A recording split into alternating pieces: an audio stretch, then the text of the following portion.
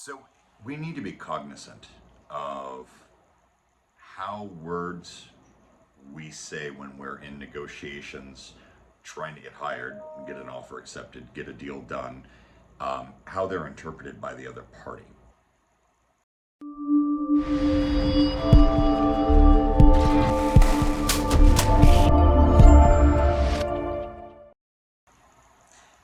So these things make a difference. So let's take something simple. You have a listing, and let's say the buyer is requesting a credit from the seller. I want you to listen to these two sentences. They mean realistically the same thing. So let's say the buyer is asking for $5,000 credit, I don't know, let's say in lieu of repairs. And we say, Mr. and Mrs. Seller, the buyers have come back and they're asking for several $1,000s in order to move forward with the property.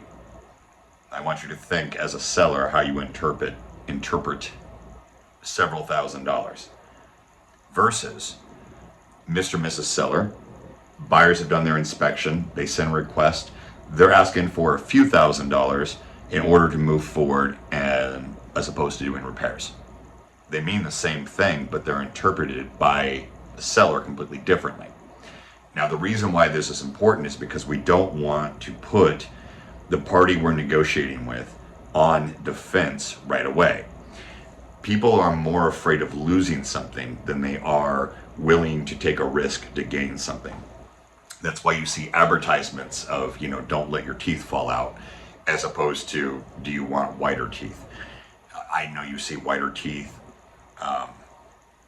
advertisements, but point is, we will do more to protect something we already have and not lose something than we will do in order to gain something.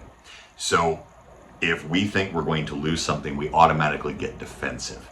And speaking in the sentence of several thousand as opposed to a few thousand is interpreted completely differently. So we make the mistake in negotiations as agents, consumers, whichever side of the fence you're on, where we focus too much on a dollar amount and not an end goal. And what I mean by this is we set a list price, and sellers will often make this number some sort of end goal they have to hit. So let's make up a number that we set the sales price, the list price at $500,000, and we get an offer at $495,000. If I'm presenting the offer to my sellers and I say, hey, we got a great offer, it's $495,000, it is very likely the sellers are going to emotionally react and go, yeah, but that's not the $500,000 that we were asking for. We're focusing on the dollar amount. Now, we can have that discussion of, yes, it's $495, it's a few $1,000s less than the list price. Okay, that's a pretty fair argument to make because that's what it is, which is also better than saying, yes, I know it's several $1,000s less than what we listed it for, but see, we make people feel defensive. So how do we not get into this in the first place? Well, why is a seller selling? And I don't mean the initial motivation of a bigger house, smaller house, single-story house, moving out of state, affordability, divorce, death, those sort of things. When they're selling a home, the end goal is, realistically, if we boil it down to the part we can control, is net. What is the seller going to net? And that's why having net sheets done and understanding how to do simple ballpark calculations off of a particular net sheet is really important when presenting. Because as opposed to focusing everything on the offer price, we have to take into consideration the terms, the strength of the buyer, but also Mr. and Mrs. Seller. We were hoping to hit somewhere around $195,000 net in your pocket when this is all done. This offer that we've got right here, not only are the buyers strong and can close in 30 days, but it's going to net you $193,000. That sounds a lot better than coming in and saying, Well, we got this offer. It's the only one we have. And it's several thousand less than list price. And it's going to net you several $1,000s less than what you were hoping to target. But I hear people present that way all the time. We don't want to do it. The same is true with a buyer. You take somebody out, you show them a home, they decide to write an offer, and of course you get through the what should we offer, what terms should we do, and you get an offer to the listing agent and you get a counter offer, and they counter back with a higher price. Often the buyers are not getting hung up on terms of shortening inspection periods and other mumbo jumbo that are going to be in a counter offer. They get hung up on this blanket number.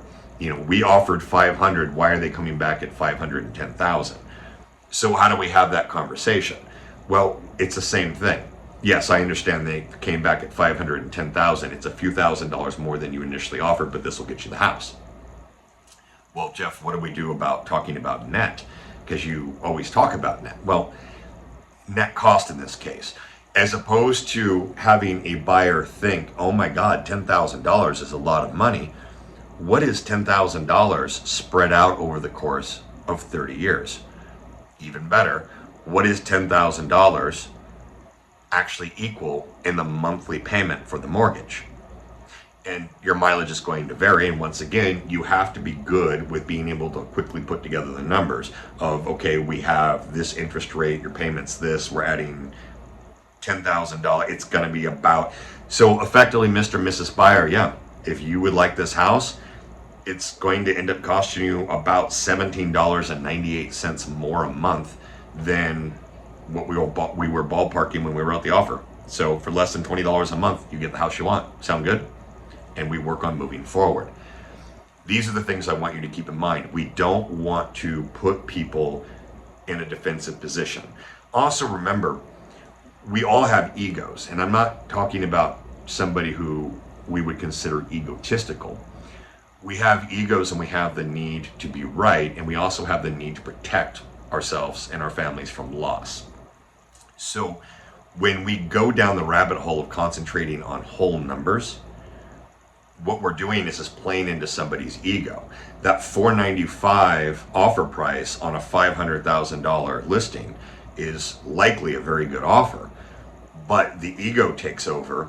And so does the fear of loss of I'm leaving $5,000 on the table and I'm not getting the price that I set, that I wanted. It's not my terms. I'm no longer in control, which goes back to the need for the party you represent, buyer or seller, to actually be in control and make the decisions in the transaction, obviously with your guidance. Also remember, the reason why you see prices at a store where it's, let's say, $49.99, and you and I, when we talk like this, go, yeah, $50. Emotionally, most people hear $4.99 or $49.99 as $40. But when we are selling something and we're the ones that are making the money, we see $49.99 as $50. So it's really interesting how emotional snap decisions are made and perceived by a potential buyer, seller, or anybody that we're talking to, including ourselves when we're shopping. So keep your language and how you present in mind when you're doing these things. I hope that helps.